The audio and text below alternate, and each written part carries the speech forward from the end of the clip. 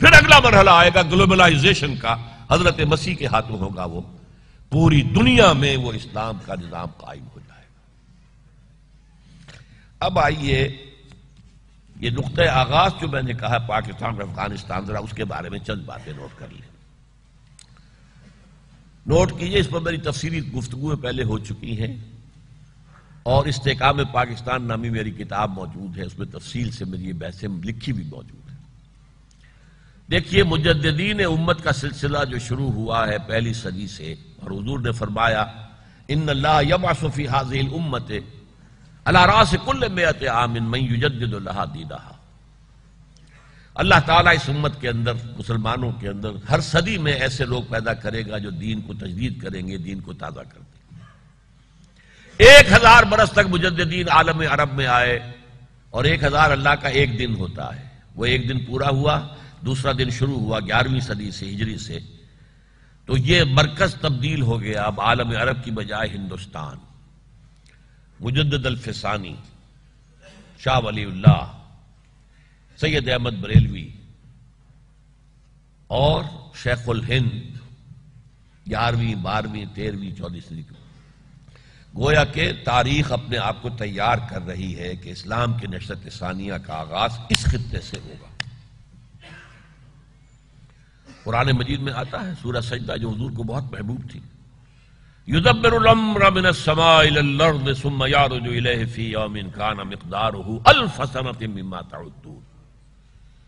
اللہ کے جو پلانز ہوتے ہیں وہ 1000 سال کا ایک دن کا ہے، اس کا دن ایک دن تمہارے تعداد کے حساب سے 1000 سال کا تدبیر کرتا ہے۔ وہ کسی بڑے واقعے کے لیے تمہید شروع ہو جاتی ہے۔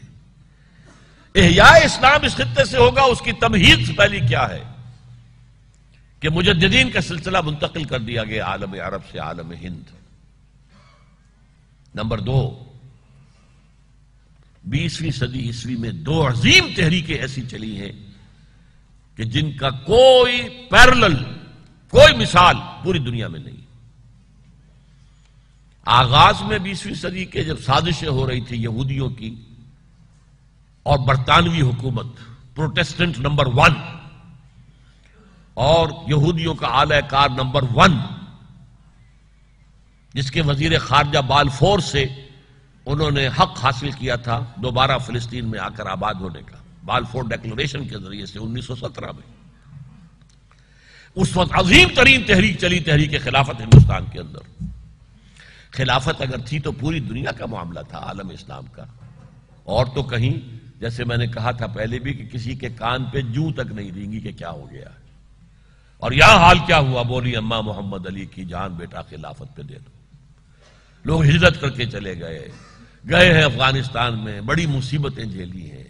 پھر اس کے بعد جس طریقے سے اس تحریک کے نتائج بعد میں جو چل نکلے ہیں، کتنے لوگ جو ہیں وہ کالا پانی گئے، کتنے لوگوں کو پھانسیاں دی گئی، کتنے لوگوں کے ساتھ جو ہے علماء کے ساتھ، لیکن یہ تحریک ہندوستان میں چلی، کہیں اور نہیں چلی۔ پھر تحریک پاکستان، پورے دنیا میں یہ جو کولونیلزم سے نجات حاصل کی ہے، کہیں اسلام کا نام نہیں لیا گیا سوائے تحریک پاکستان کے۔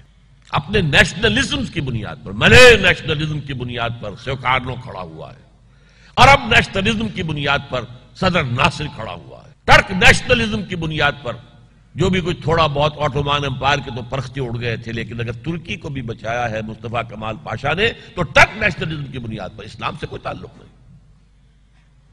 صرف ایک تحریک تھی، تحریک پاکستان، اور پورا ہندوستان پھر گونج گیا ہے، جیسے پہلے گونجا تھا بولی اماں محمد علی کی، اس کے بعد گونجا ہے ہندوستان۔ پاکستان کا مطلب کیا؟ لا الہ الا اللہ، کوئی پیرلل نہیں۔ پھر واقعہ یہ ہے کہ پاکستان کا قیام ایک معجزہ ہے۔ کانگریس جیسی حکومت، گاندھی جیسا لیڈر،